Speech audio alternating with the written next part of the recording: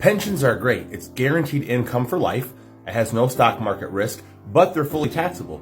So what I do is I use an overfunded cash value life insurance policy to create a type of insurance pension that also happens to be completely tax-free. Check this out. Here's an example of a client who's doing $25,000 per year into a policy from age 47 until full Social Security retirement age of age 67.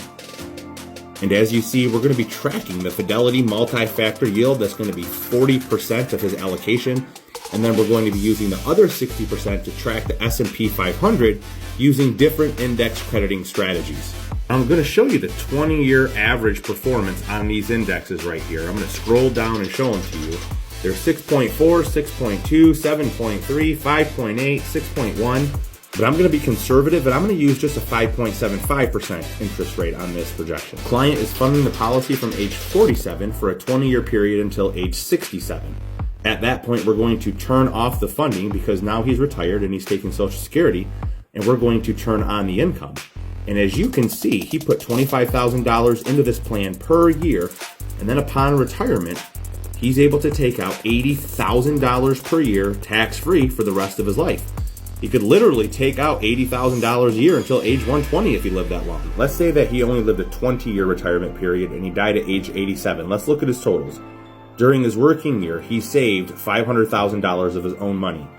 During retirement, he was able to receive $1.6 million from this life insurance policy, completely tax-free and with no market risk of losing his principal. If he died at age 87, we're going to scroll across right here. What is the death benefit that he has left?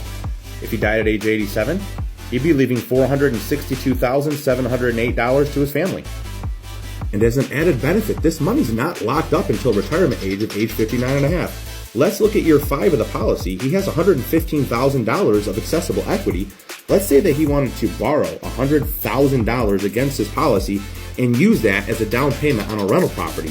He's completely able to do that. And then, as he and his tenants pay back the policy, a few years later, now in year 10, he's got nearly $300,000. At that point in time, he could borrow $250,000 against his policy and use that as a down payment on a larger property, maybe a multi-unit or some kind of small apartment complex. These are all the reasons that cash value life insurance is such a great plan.